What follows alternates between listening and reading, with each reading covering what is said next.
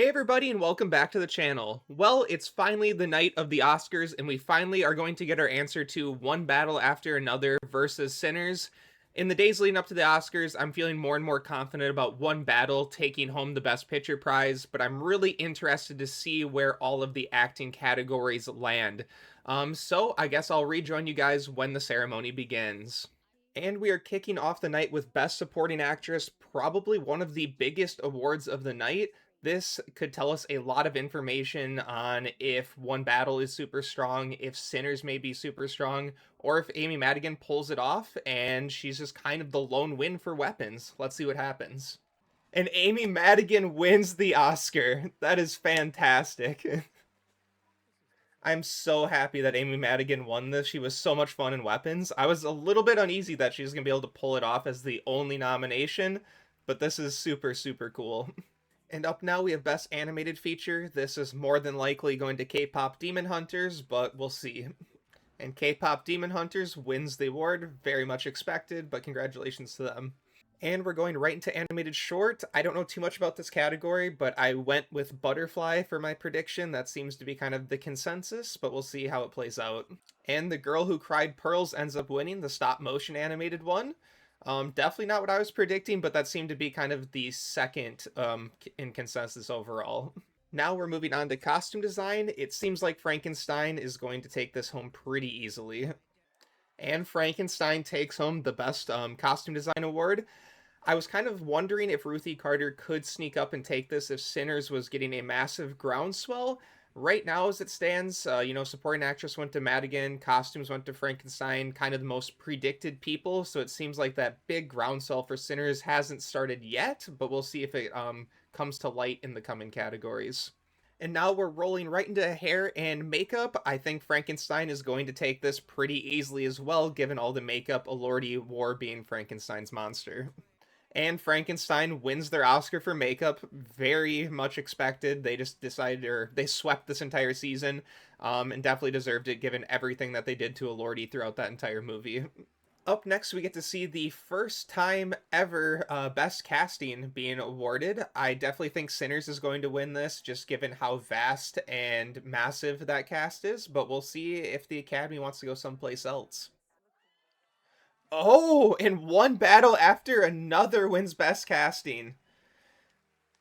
So Sinners technically has its first slip up of the night, and One Battle shows its strength here. That was unexpected, giving Sinners has won pretty much every single casting award there is so far this season. Um, so that's the big first shock of the night there. I guess now it's time to see if One Battle can keep this ball rolling. All right, we got live action short. I went with A Friend of Dorothy. A lot of people are going with two people exchanging saliva, so I'm interested to see where this may go. Oh, there's a tie? I've never seen a tie happen before. Okay, so the singers won one of the two Oscars. Huh. All right, and now we get to see the second live action short film that won an Oscar. And two people exchanging saliva wins the second Oscar in this category. So I had two chances to get this and I still got it wrong.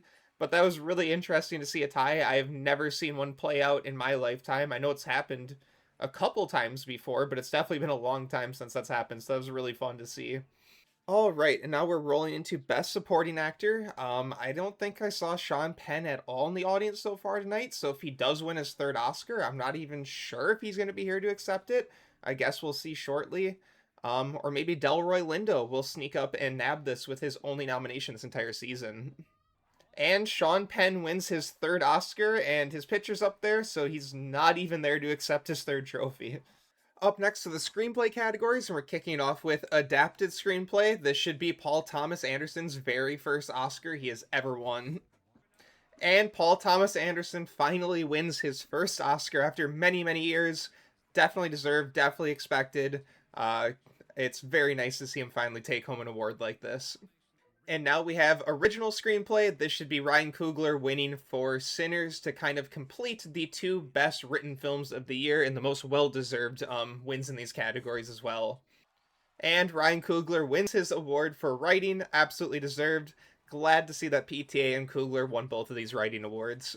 Well, after a very long and beautiful in memoriam section that I really, really enjoyed, we are on to production design, where I think Frankenstein should complete its full season sweep unless something else pops up out of nowhere. And Frankenstein wins production design as well, so they complete their three Oscar sweep that I predicted. It is just such a beautiful film, and Guillermo del Toro loves to hire people that craft just beautiful looking sets and costumes, so all these wins are well deserved and um, just great overall. And now we're jumping into visual effects, where I think Avatar is going to win another Oscar for this category. And Avatar wins another Oscar. I believe this is their third in the film's franchise. Much deserved because they're always pushing the boundaries. So nothing too shocking there. All right, now we're doing the documentaries. We're kicking it off with documentary short. I'm going to go with All the Empty Rooms. That seems to be what most people are going with, but the short categories can always be kind of crazy. And All the Empty Rooms does take home the prize. Definitely expected. Congratulations to them. And now we're going to documentary feature. I went with The Perfect Neighbor, but Mr. Nobody Against Putin is definitely a very close second, so let's see how that plays out. And Mr. Nobody Against Putin does pull it off. I just didn't feel it. I went with The Perfect Neighbor myself, but I guess I should have aligned with BAFTA because they lined up. So really nice win there. All right, now we're jumping into best score, where I think Ludwig Göransson is going to take home another gold trophy for Sinners. And Ludwig Göransson wins another Oscar for Sinners. Definitely well deserved. One of my favorite scores of the year.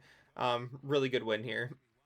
And up next is Achievement in Sound, which I'm thinking is going to go to F1, but I don't think it's a 100% lock at all.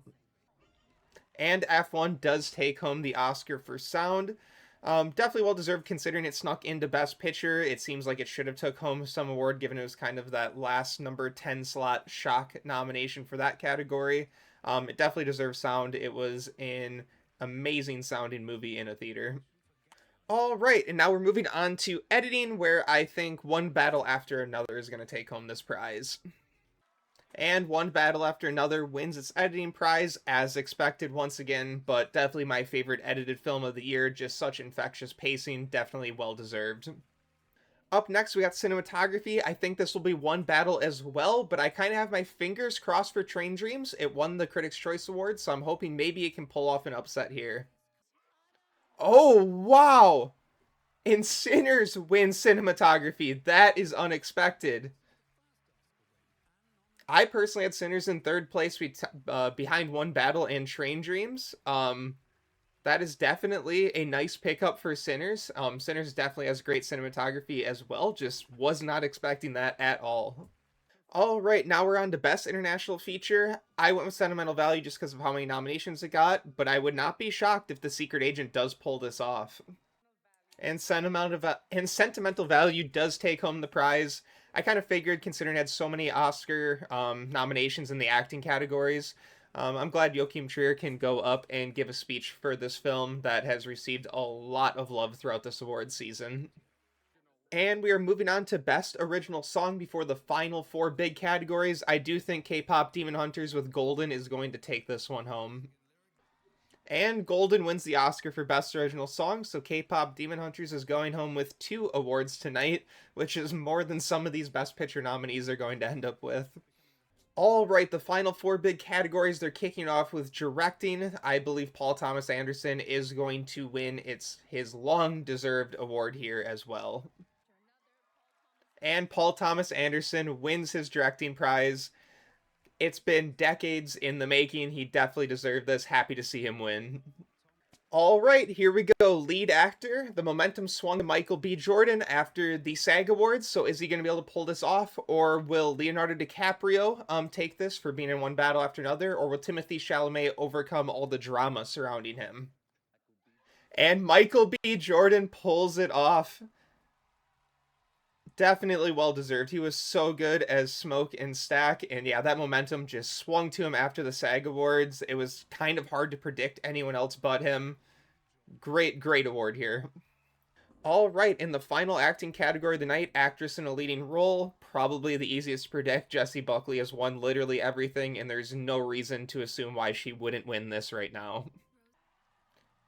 And Jessie Buckley wins her Oscar, probably the best performance of the year, very much deserved. Easily one of the greatest wins this season. And we've made it to the last award of the night, Best Picture. I think One Battle After Another has won everything it needs to take home this award. But we'll see if Sinners can have one final sneak attack at the end here. But nothing has indicated that One Battle is going to lose, you know, here from all the precursors it has won throughout the rest of the season. And One Battle After Another caps off the 2026 award season with its win in Best Picture. One of my favorite movies of the year, an absolute blast, absolutely deserving of Best Picture. Definitely a fantastic film and happy to see them win. Well, the 2026 Oscar race has concluded. It was a fantastic season. I personally went 19 of 24 out of the categories. I missed cinematography, documentary feature, live action short, casting, and animated short. So unfortunately, I went 1 out of 3 in those shorts categories. I wish I would have went 2 out of 3, but sometimes those are a little bit unpredictable. One Battle After Another ended up winning 6 Oscars. Sinners won 4, Frankenstein won 3, and K-pop Demon Hunters won 2. So those are all the films that won multiple Oscars tonight. I think it was overall a really good ceremony. Conan did a great job hosting again. I have no issues if they want to continue bringing him back. He has a nice way of sprinkling in good jokes and skits throughout, the ceremony. And he's funny without kind of making anyone too uncomfortable in the audience. I really liked the In Memoriam section. I liked the Casablanca skit that they did. And I really loved that whole opening sequence where Conan was Amy Madigan from Weapons running away from the kids through all the other different movies. I was really happy with all of the winners. It was super cool to see Michael B. Jordan win. I love the Amy Madigan win. I'm so glad she pulled that off because that was a tight race as well. I was really happy to see One Battle After Another win picture and then PTA taking home writing and directing. I think One Battle is just a very timely film. It came out at the right time. It's really correlating with a lot of things we are experiencing in the real world today, and it's going to be a nice time capsule to look back on when you're looking at the years past of Best Picture winners. So I definitely really appreciate that. Overall, just a really, really fun ceremony. I really enjoyed it. Can't wait to start diving into more 2026 films for the 2027 Oscars. Definitely make sure to like, comment, and subscribe as I will be covering the Oscars throughout the upcoming year. And I'm also planning on sprinkling some other videos throughout the year on different movie topics and things that interest me. So if you're interested, definitely make sure to subscribe. But other than that, please let me know your thoughts on the ceremony in the comments down below, how many predictions you got right. But other than that, I hope you guys all have a great one, and I'll see you in the next video.